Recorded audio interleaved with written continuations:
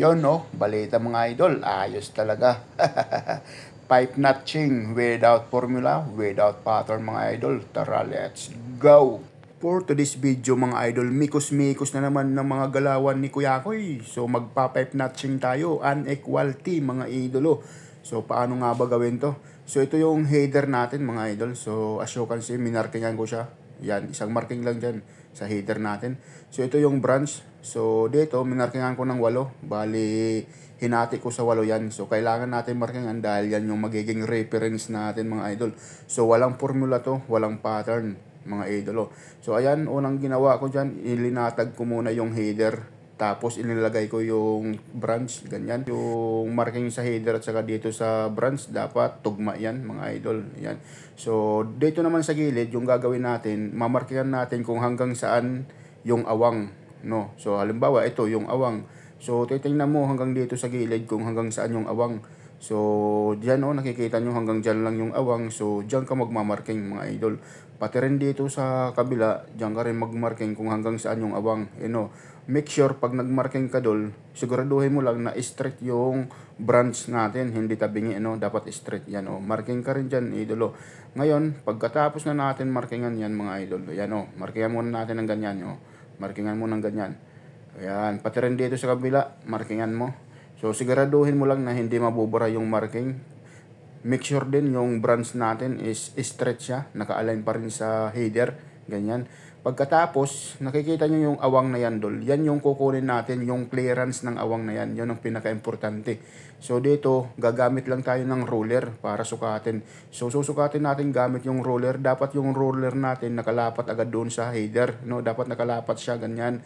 Tapos dyan sa gilid din, sa isang marking, tapos dito sa kabila. Yan. Ngayon, dahil nakuha na natin, isang side lang yung susukatin natin dahil parehas lang yan doon sa kabila. Yan So, i-apply na natin yan. I-layout na natin dito sa branch yung nakuha nating sukat. Ganyan, mga idol. So, dito rin sa kabila, kunin din natin yung sukat. Dahil parehas lang yan, kahit isang side lang yung kunin mo, walang problema yan dahil parehas lang yan.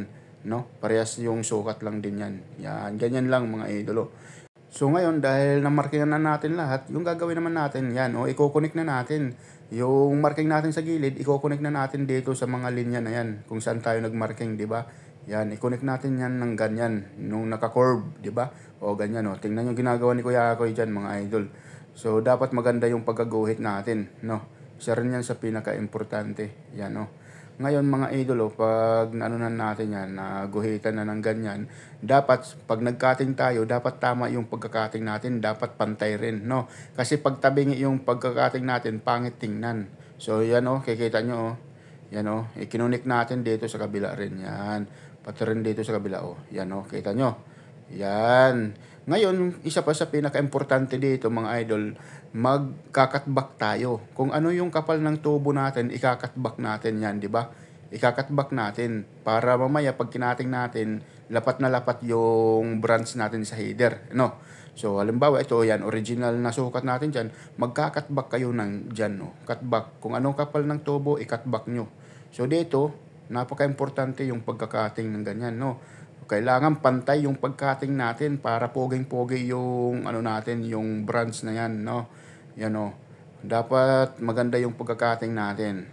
'Di ba, dol? Dahil grinder yung gamit natin, dapat ayusin din natin yung pagcutting. Tingnan niyo dito pag natapos yan, dol. So ito na siya, dol, 'di ba? Yan. So ngayon, gagawin naman natin dito, i-grind natin yung mga kanto na yan at sa gilid, yan diyan. I-grind natin yan. Kailangan i-grind yan kasi hindi lalapat yan pag hindi natin i-grind ng maayos. Tapos yung mga kantuhan, i-curve natin, i-grind natin para maging curve siya. Diba, mga idolo? So dito, yan ganyan. Ano na natin tol, i-grind natin.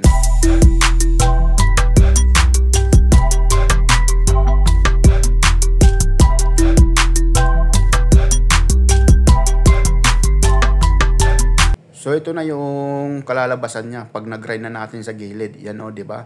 Yan, pinanipis natin yung gilid. Tapos dito yung mga kantuhan na yan, grind din natin. So ito na yung resulta niya, mga idol. Kita nyo naman, di ba? Lapat na lapat, di ba? Kahit tungaw, hindi makapasok dyan, tol.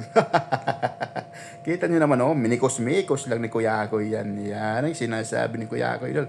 So, paano yan? Hanggang dito na lang video ni Kuya Koy. Baka naman dyan, pakishare naman to mga idol, oh. Para naman sipagan si Kuya Koy kagagawan ng content, di ba? See you next time, mga idol. Don't forget to share this video. Bye.